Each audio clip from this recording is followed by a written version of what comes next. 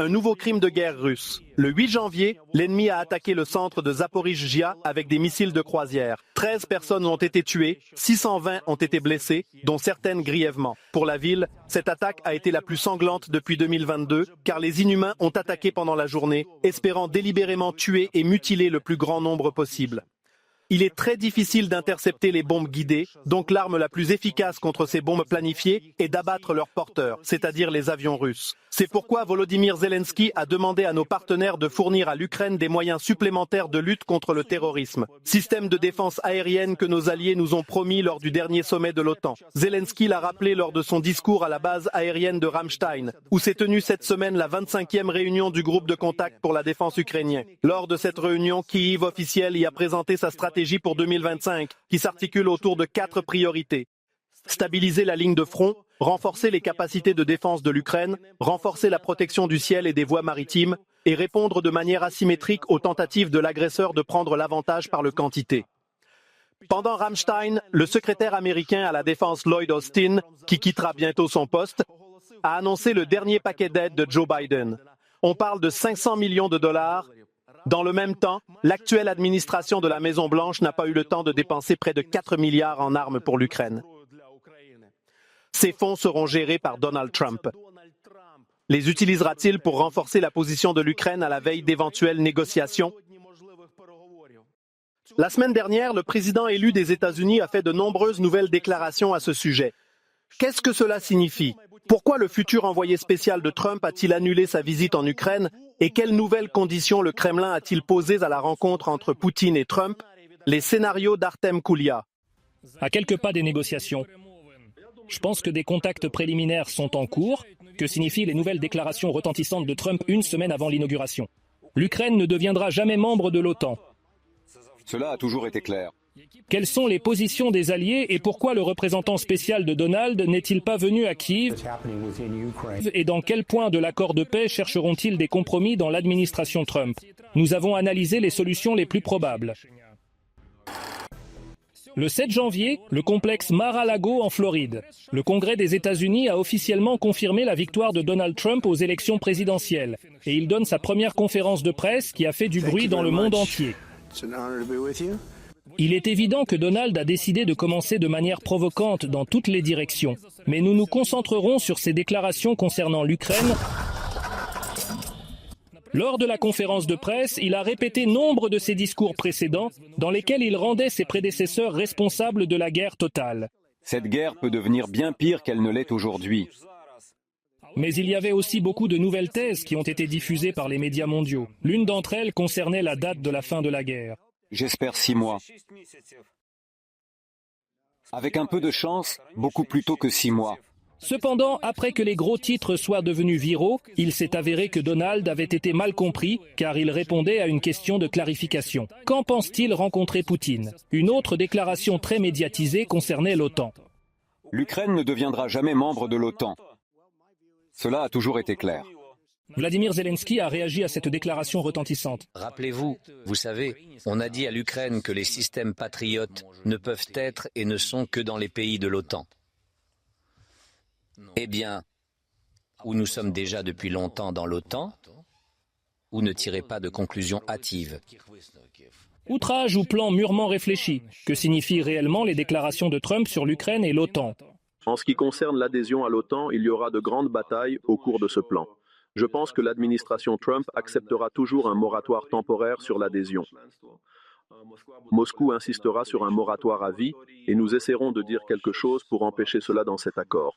Rien sur l'adhésion à l'OTAN. De manière générale, Trump a une fois de plus démontré qu'il considère cette guerre comme la faute de Biden, tout en justifiant de manière inattendue le comportement de la Russie. Une grande partie du problème était que Poutine a déclaré pendant des années qu'il ne voulait pas que l'Ukraine rejoigne l'OTAN. Puis Biden a déclaré que non, ils devraient pouvoir rejoindre l'OTAN, alors que les Russes ont quelqu'un à leur porte. Je peux comprendre ce qu'ils ressentent à ce sujet. Mais pourquoi Trump répète-t-il la propagande russe? Ou bien ces paroles sont-elles simplement adressées à Poutine pour le persuader de négocier à l'avenir? Je pense qu'il le pense vraiment. Il a en principe une position plutôt négative envers l'OTAN dans son ensemble. À quoi sert cette alliance? Mais d'un autre côté, si l'on suppose qu'il lance un certain talent, plus ou moins celui d'une personne capable d'atteindre des accords commerciaux, alors peut-être qu'il veut dire à Poutine, regarde, je comprends ta position, je compatis, mais en même temps, allons de l'avant, car en principe, nous formons ce plan de paix et allons vers un compromis. Il est à noter que quelques semaines auparavant, l'avion spécial russe IL-96-300 avait passé 2 jours à Washington et à New York. Le ministère russe des Affaires étrangères a alors nié qu'il s'agissait d'une rotation diplomatique, mais l'identité du voyageur aux États-Unis restait un mystère. Cela a donné lieu à une théorie du complot selon laquelle l'assistant de Poutine, Nikolaï Patrouchev, aurait pu se rendre aux États-Unis par avion et a suscité autant de spéculations que le prétendu appel téléphonique entre Trump et Poutine il y a 1 mois et demi. Je pense que les contacts préliminaires se font même sans que les gens se rendent visite. Il y a des canaux. Ils prennent contact, ils échangent des idées. C'est déjà clair. Si récemment il y a eu un appel téléphonique de Gerasimov au président américain du comité unifié chef d'état-major, cela signifie qu'il y a d'autres contacts et que le dialogue se poursuit même sans visite personnelle physique.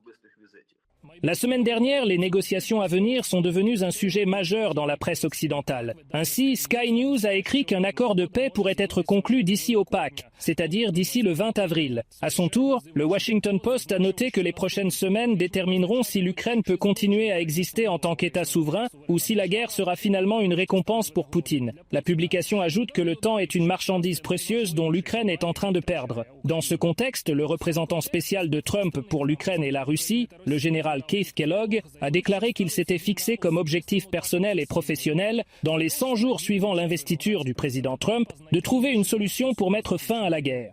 Nous ne devons pas de nous accrocher à ces 100 jours. C'est tout aussi conditionnel que je vais les faire s'asseoir autour d'un table et je vais résoudre le problème en un jour. En principe, il s'agit d'un terme relativement conditionnel dans le mois où Kellogg dit que, théoriquement, nous essaierons d'intensifier considérablement le processus afin de faire quelque chose en 100 jours. Mais je voudrais encore une fois que nous ne tombions pas dans l'histoire selon laquelle nous comptons 100 jours à partir du jour de l'inauguration et tout arrive. La paix, le bonheur et la fin de la guerre. Malheureusement, en principe, un tel scénario est minime.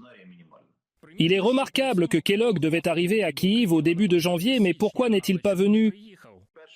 La première hypothèse est que le plan n'est pas encore tout à fait prêt et qu'il fait encore l'objet de discussions dans l'entourage de Trump. La seconde est que Trump n'est pas encore président et qu'il semble donc un peu déplacé d'un point de vue juridique formel. Il partira au nom de qui parce qu'il y a un autre président en exercice. D'une manière générale, le report de la visite de Kellogg est plus que logique du point de vue de Trump, estime Vadim Denisenko, car il est désormais clair qu'il ne sera pas possible de parvenir rapidement à un compromis comme Donald l'espérait. En réalité, aller à Kiev n'avait aucun sens. C'est-à-dire qu'il fallait simplement venir et parler du plan que tout le monde connaît déjà à Kiev, et il n'y a aucune chance que, après la visite à Kiev, une visite à Moscou aura lieu. Donc, de ce point de vue, il a été décidé que Kellogg viendrait à Kiev beaucoup plus tard. Toutefois, cela n'exclut pas le fait que les préparatifs des pourparlers sont en cours, y compris de la part de l'Ukraine. Dans un entretien avec le journaliste américain Lex Fridman, Volodymyr Zelensky a proposé sa propre version du processus de négociation, dans laquelle les États-Unis et l'Ukraine élaborent d'abord une position commune, puis négocient avec Poutine. Mais l'équipe de Trump est-elle désormais prête à soutenir cette version des négociations ? Le fait que cette position ait été exprimée est un énorme avantage. Cela signifie que l'Ukraine a exprimé ses souhaits avant le début du processus de négociation. Je pense vraiment que le scénario sera le suivant. Il y aura d'abord des discussions à un niveau inférieur, puis des discussions Zelensky-Trump, et Trump sera informé de ce que sont les lignes rouges pour l'Ukraine. Plus tard, il mènera des négociations avec Poutine.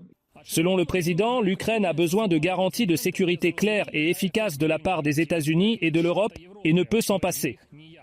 Au lieu de cela, les déclarations de Donald Trump sur l'OTAN semblent montrer qu'il attend que l'Ukraine signale qu'elle est prête à renoncer à son adhésion en échange de garanties de sécurité renforcées. À ce jour, Trump n'a aucun autre plan que le plan Kellogg. Il y a un plan qui prévoit que l'Ukraine ne rejoindra pas l'OTAN dans les 20 prochaines années. L'arrêt de la guerre se fait le long de la ligne de front et une certaine zone tampon est créée. Par conséquent, de ce point de vue, nous n'avons pas vu de nouvelles. Nous n'avons rien de nouveau. La seule histoire est que la Fédération de Russie s'est de facto retirée des négociations et qu'elle formule des exigences qui ne peuvent être satisfaites. Selon les termes de Poutine, l'Ukraine doit officiellement abandonner 4 régions, déclarer un statut de non-aligné et réduire les forces armées ukrainiennes à des volumes catastrophiques. En fait, capituler. Alors, où se trouve le champ de compromis ? Quand Moscou dit que le plan ne nous convient pas, nous en voulons plus, parce que nous avons un ultimatum tellement maximaliste à l'Ukraine. Et Kiev dira, le plan ne nous convient pas, par exemple, parce que nous avons trop à donner là-bas. Nous devons continuer à nous battre parce que ce plan n'est pas bon pour nous. Donc si un tel moment se produit, alors ce que Trump fera alors sera très important. Va-t-il faire pression sur l'Ukraine pour qu'elle fasse pression sur Zelensky, tout signé, ou il le dit lui aussi? D'accord. Si Poutine n'est pas d'accord, alors essayons de trouver un moyen de pression sur la position de Moscou. Et comme vous le savez, plusieurs facteurs peuvent contraindre Poutine, les revenus pétroliers et la peur de perdre le soutien de la Chine. Et le troisième point, qui est extrêmement important pour lui, ce sont les sanctions. S'il comprend qu'il sera effectivement libéré d'une partie assez importante des restrictions liées aux sanctions, je suis sûr qu'il envisagera également de s'asseoir à la table des négociations. Ces 3 points constitueront donc la base des conversations. Comment ce plan sera-t-il formé et emballé? Nous le saurons après le 20 janvier, après l'inauguration de Donald, et à ce moment-là, un représentant de Trump doit effectivement venir à Kiev et Moscou. Artem Koulia, fait de la semaine ICTV.